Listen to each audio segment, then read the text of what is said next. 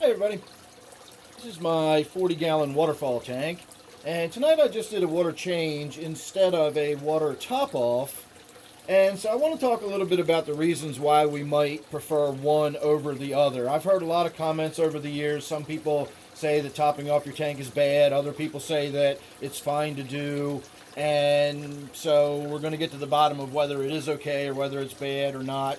And like most things in the aquarium hobby, the answer is, well, it depends. It depends on your water conditions, it depends on your stocking density, your feeding habits, and so on. There's a lot of factors that go into when and how often we need to do a lot of these things.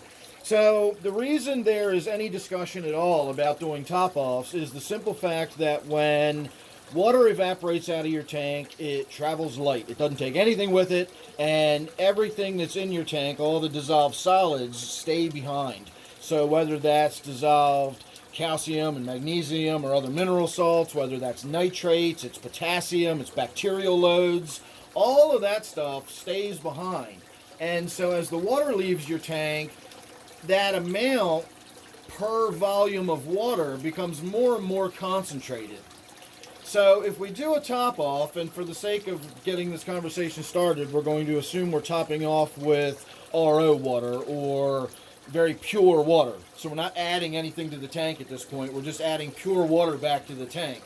So we've now, we've started with our 40-gallon tank. A few gallons evaporated out of it, and that concentrated all those dissolved solids down.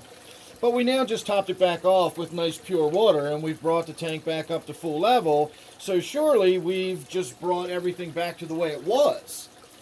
And that's true. But the way it was maybe 10 days since the last water change. However, how long does it take for a couple inches of water to evaporate away? So over that course of time, all of that stuff, whether it's your bacterial loads, your nitrates, or whatever, that's accumulated.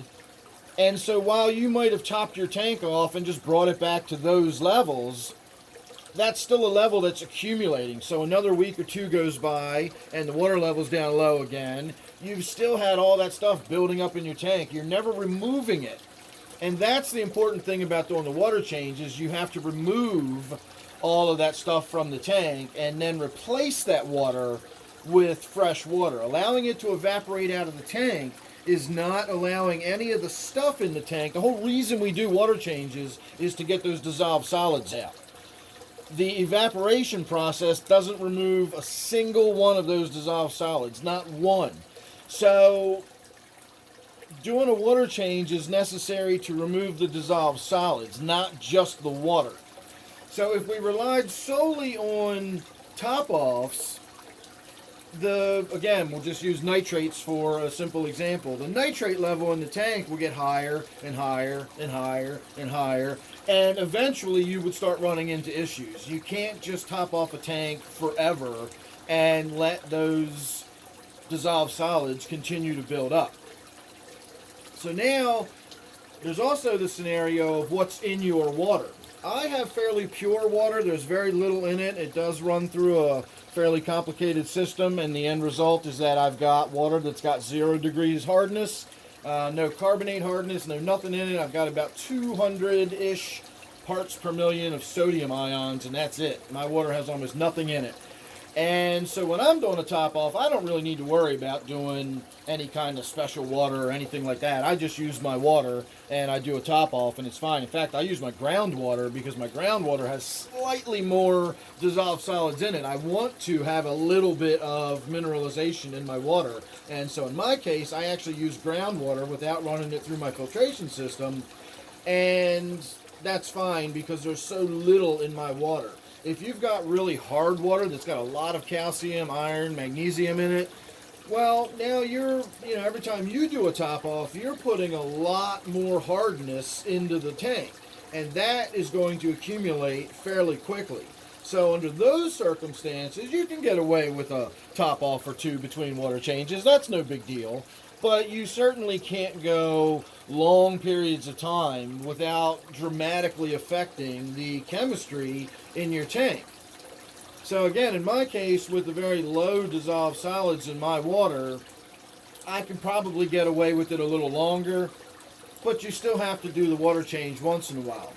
Now, we factor in the tank itself, and if you've got a planted tank where you've got, you know, a lot of plants that are sucking up all those nitrates and phosphates, and you've got a very low stocking density, and you don't feed your tank real heavy, you obviously are probably going to be able to get away with doing a lot more top-offs between water changes. And the way we can get a good idea of doing this is we can either test the dissolved solids in our tanks with a TDS meter, or we can use the nitrates as a proxy. It's not the perfect proxy, because again, plants will absorb the nitrates out of the water, but if you've got calcium and magnesium building up, the plants are only going to absorb so much of that. They're going to absorb much more of other things like the nitrates. So your nitrates might stay really low, but other stuff is going to still be building up, and that can run you into issues.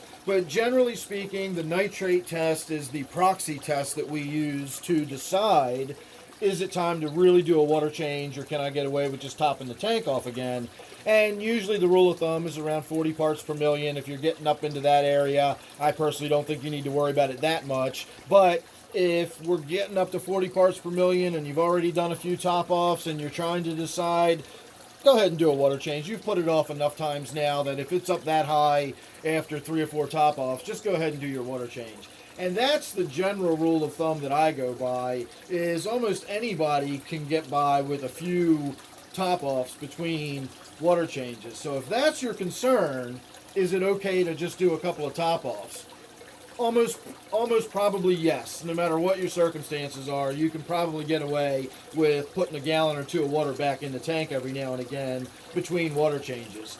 If you've got the idea that topping your tank off can make you have annual water changes or biannual water changes or something like that, maybe. Maybe if you've got a lot of plants, if you've got a low stocking density, if you're topping the tank off with a very pure, like an RO water or something like that, you might be able to get away with going 6 months between water changes without having any real issue. I mean, I've got tanks that probably go close to that long between water changes, and they're not ideally set up. The nitrates climb up there to 60, 80 parts per million, and, but that's a few months between water changes. So, sure, you can probably get away with doing that if you've got the right circumstances. But like most things in the aquarium hobby, it's just every tank is so individual. Every single tank in this room right here, and if you're not familiar with my fish room, there's quite a few tanks in here, and every single one of them is its own tank. They all run their own pH, they all have their own little odd quirks and different weird things that grow in them. And they've all developed their own personalities over time, and yet they all get the same exact water, with the exception of my brackish tank. So there is no hard and fast rule of water changes are a necessity this often, or you must do this much water per water change, or you can only top off this many times between water changes. It really all just depends on your tank. But the problem is when people are getting into the hobby, they need to have some kind of foundational information to go on. And so if you're going to lump in all of the possible ways somebody might set up an aquarium, then you have to come up with some sort of general guidelines. And that's really what those things are. That 10% weekly, 25% monthly water change, that's a very, very general basic guideline for beginners to have some sort of foundational evidence. That is not in any way a hard and fast rule. Inch of fish per gallon of water is by no means a hard and fast rule. And most of the rules that we all seem to, for some reason, latch onto early on in our hobby just seem to get burned into our brains like they're written in granite or something, and that's how you're supposed to keep fish. And it seldom is. It's just that sort of basic groundwork of, okay, we have to start somewhere. When I went to massage school, I remember the very first day we started learning about anatomy, we learned about the scapula. It's your shoulder blade. And I've always remembered that, because I thought, why in the world are we starting with the scapula? And I later found out there was a very good reason we started with the scapula.